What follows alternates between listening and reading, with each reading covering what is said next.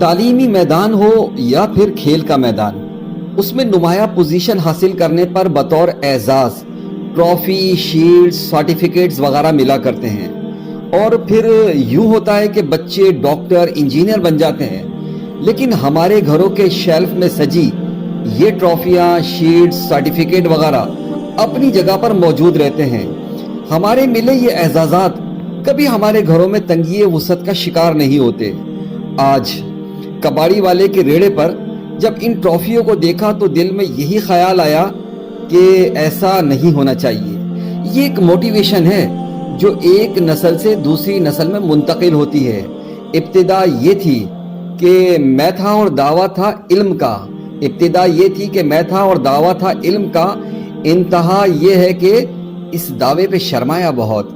Voice of Hyderabad से मोहम्मद इमरान।